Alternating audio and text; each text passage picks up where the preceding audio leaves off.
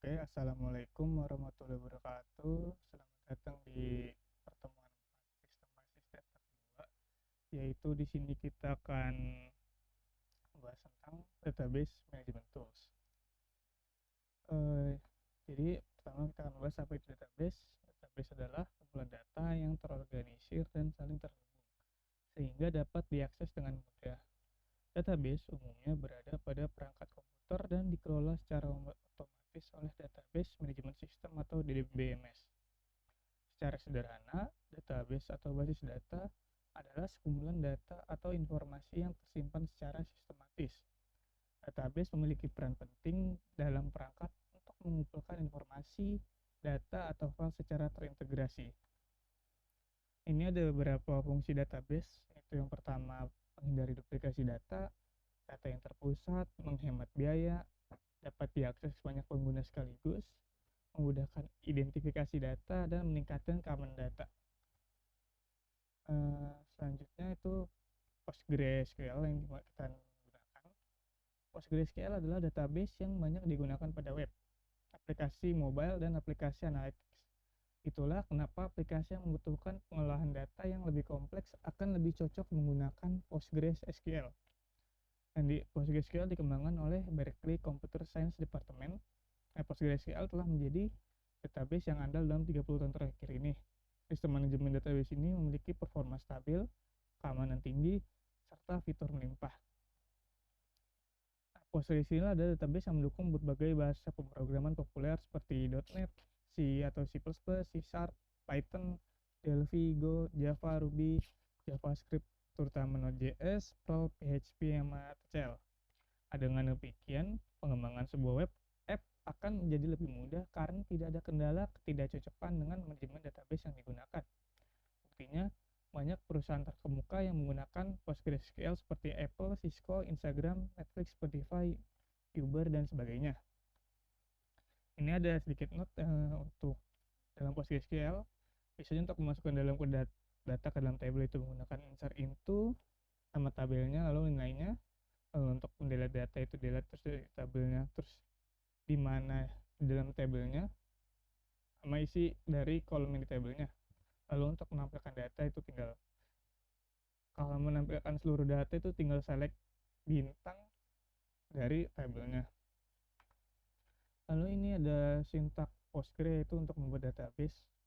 Seperti kebanyakan SQL itu pre-database sama data database-nya, dan titik koma.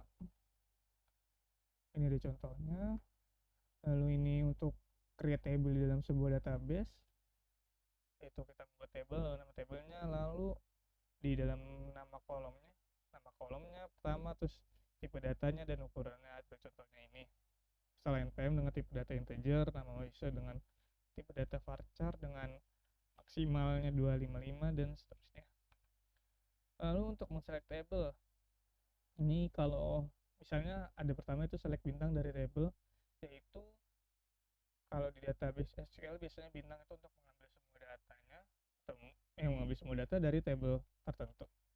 Lalu kalau misalnya ingin kolom tertentu, ya tinggal dari nama kolomnya. Misalnya di sini kita select ID mahasiswa sama kelas doang, jadi makan yang tampil akan ID mahasiswa sama kelas doang. Lalu untuk memasukkan nilai untuk menggunakan insert into, lalu kita namain, ngambil untuk masukin ke table yang mana, sama data-data yang ada di kolom di table tersebut. Ini ada beberapa contohnya. Untuk materinya sampai sini, lalu kita langsung masuk ke penggunaan Postgre ya. Oke, karena di sistem basis data satu itu harusnya udah pernah menggunakan Postgre, jadi harusnya kalian udah ada ya, udah install. Lalu ini untuk contoh gambaran nanti ACP bakal ngerjain apa. Kalian bebas mau pakai database yang udah ada atau belum. Kalau belum tinggal bikin. Misalnya di sana contohnya saya mau buat database universitas.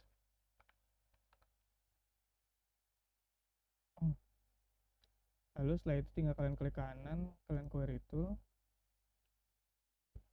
Nah, Di sini saya akan membuat beberapa table. Pertama, saya akan membuat table mahasiswa, dan di sini saya kasih contoh pertama buat ID mahasiswanya itu pakai serial primary key biar nomornya berurut dan gampang aja. Kemudian npm sini pakai varchar. Terus saya buat npm itu unik, jadi nggak bisa ada yang sama biar nggak boleh kosong. Kemudian nama,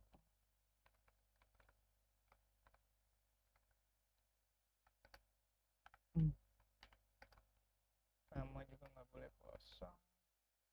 Sama kita buat apa lagi ya, kelas deh.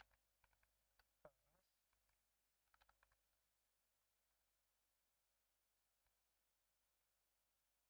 dan jurusan.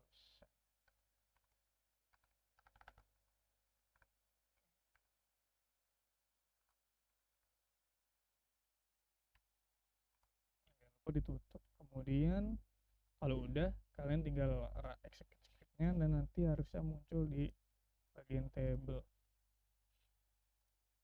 di sini. Lalu di sini saya bakal buat beberapa table lagi.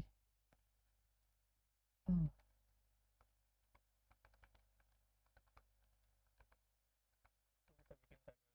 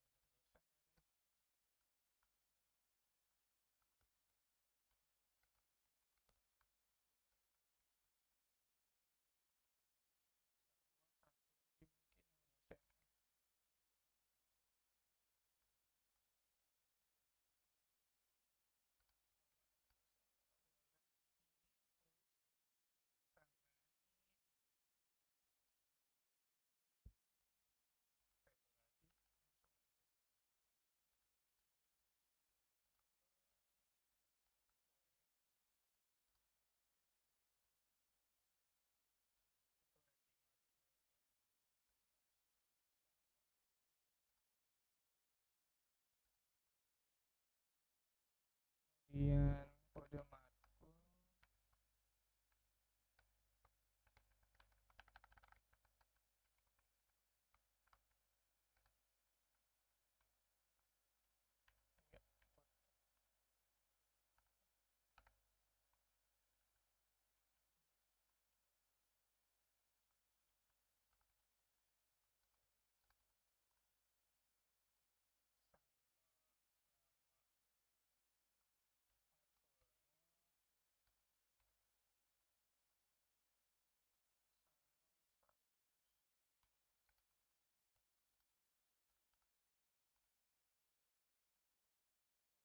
S integer aja.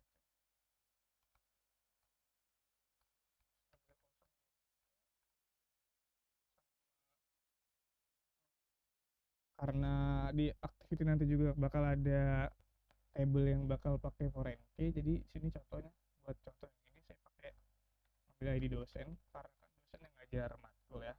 Saya ada ID dosennya tuh, ID dosennya. Kemudian kita panggil foreign key-nya, kita biar ID dosennya ngambil dari table dosen.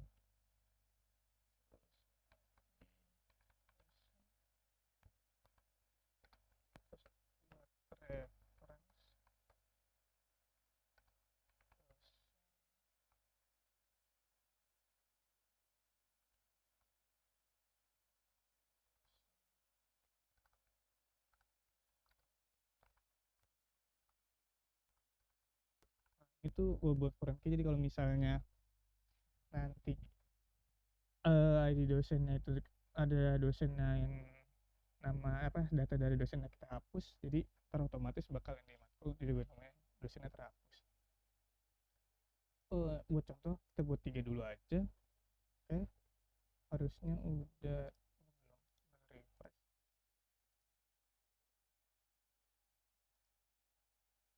Udah ada 3. Nah, kemudian kita masukin datanya dulu kali ya.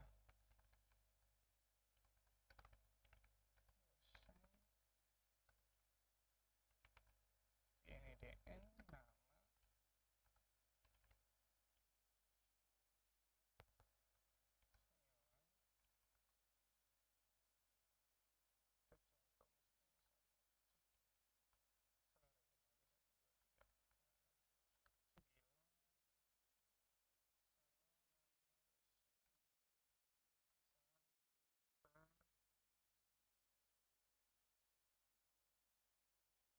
Dokter Andi misalnya.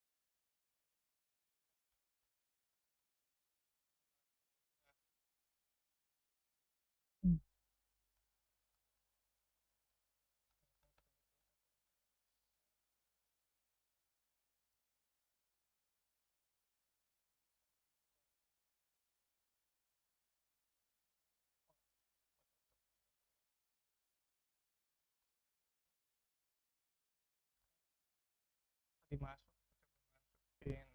Sekarang sama ini dosen.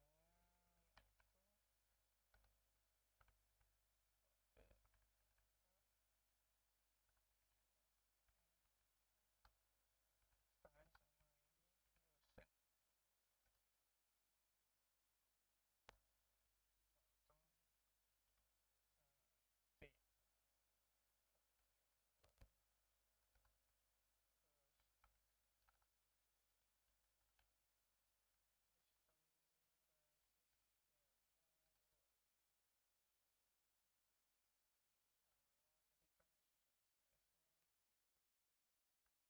Tiga ID dosen tadi kan satu karena baru satu doang. Oke. Nah, ketika kalian mau ngambil aku tinggal dosen.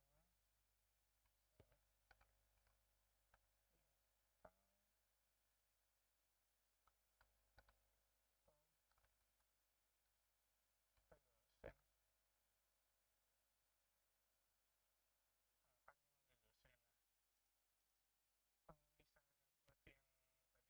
tadi nah itu akan mengarah ke ID dosen. Di ID dosennya bakal kepanggil. Itu kalian juga bisa sebenarnya kalau misalnya mau nama dosen yang muncul, kalian juga bisa ya tinggal tambahin foreign key buat panggil nama dosen. Begitu juga dengan mahasiswa. Untuk kalau misalnya kayak di lab atau gitu kan harusnya kalian udah belajar tuh di SPD 1, jadi saya nggak perlu diulangin. Jadi ya, untuk ACT kurang lebih kayak gini deh. Mungkin nanti ininya bakal beda aja sih, apa namanya, basis datanya, tema sistemnya. Kan ini yang saya buat kan cuma ya universitas simpel lah, cuman mahasiswa, dosen sama mata kuliah. Mungkin nanti tema buat ACT-nya bakal beda, cuman kurang lebih bakal ya buatnya sih gini aja, cuman buat database sama kalian nanti manggil itu doang. Dan nanti juga ACT-nya bakal udah ada tabelnya tuh, jadi kalian tinggal ikutin aja yang di table apa database, terus tabelnya isinya apa aja. Nggak terlalu susah sih menurut saya. Jadi ya praktikum hari ini sampai sini aja. Kurang lebihnya mohon maaf. Wassalamualaikum warahmatullahi wabarakatuh.